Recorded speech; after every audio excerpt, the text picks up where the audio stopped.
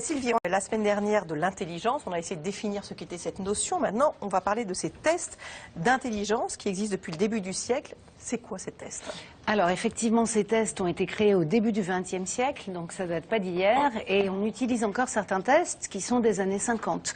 Malgré le fait, on l'a vu, que le concept d'intelligence n'existe plus depuis, mais bon, c'est pas grave.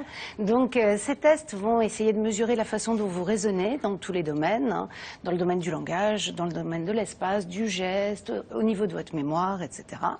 Et ils ont deux principes de base. Ils sont standardisés, c'est-à-dire que on va faire passer le test de la même manière à tout le monde. Et imaginons que vous n'ayez pas entendu la question ou que le français soit pas votre langue maternelle, on n'a pas le droit de répéter deux fois la même question. Donc la standardisation, c'est forcément aussi un souci parfois. Et ils sont étalonnés, ce qui veut dire qu'ils ont été passés à une population de référence par tranche d'âge et qu'on va pouvoir comparer votre score au score de la tranche d'âge qui vous correspond. On peut voir des exemples ou pas? Normalement, oui. Si on pouvait voir des exemples, ce serait formidable. Voilà, donc là on va voir, on voit un petit garçon qui répond en fait à une question de logique. Donc il y a une case vide, il y a 3 cases et il doit choisir parmi une série d'images quelle est l'image qui complète la suite en fonction du lien qui relie toutes ces images entre elles. Et justement là, donc à la suite de toutes ces épreuves, on va essayer de mesurer le QI. Et comment ça se calcule? Puisque QI, l'intelligence n'existe pas, mesurons le quotient intelligent. Exactement.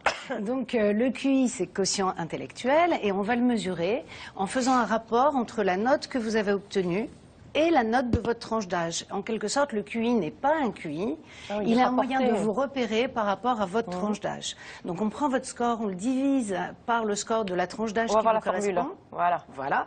Et on multiplie par 100. Ce qui veut dire que si vous êtes exactement comme la moyenne de votre tranche d'âge, vous devez avoir 100. Exactement. Si vous êtes au-dessus de 100, c'est que vous avez au-dessus donc de ce qui est attendu dans votre tranche d'âge. Et si vous êtes en dessous, malheureusement, voilà, vous êtes en dessous de la moyenne. Et donc on considère en général qu'entre 90 et 110, vous avez le score qui correspond à votre tranche d'âge. Et alors à partir de quand on définit précocité intellectuelle et de l'autre côté déficit intellectuel? Alors, donc on parle maintenant plutôt de précocité plutôt que d'enfant surdoué, ou donc on dit à haut potentiel ou précoce, et on considère qu'un enfant est précoce s'il est au-dessus de 130. Mais il faut savoir que c'est un score qui a été choisi de manière totalement arbitraire et qu'on ne sait absolument pas si ça recouvre un fonctionnement cognitif particulier. Donc c'est une mesure totalement arbitraire. Et à l'inverse, on ne parle plus de déficience intellectuelle ou de retard mental ou de déficience mentale. On parle de QI faible, justement parce qu'on n'est pas sûr que ce soit l'intelligence qu'on mesure. Et on est considéré comme ayant un QI faible si on est inférieur à 70. Et là encore, c'est une mesure totalement arbitraire. On peut aussi rater ces tests en ayant des capacités intellectuelles parfaites. Exactement. Et c'est là où tout devient très compliqué et où il faut absolument informer les patients et leurs familles. C'est qu'un échec à un test de QI ne veut pas forcément dire qu'on a un problème intellectuel. Pourquoi? Parce que comme on l'a vu pour ce petit garçon qui devait choisir donc une image parmi d'autres, imaginons que ce petit garçon ait un problème visuel. De fait, il va échouer à la tâche. Le score qu'il obtiendra va contribuer à la mesure du QI, mais en réalité, ce qu'on a mesuré, c'est son problème visuel.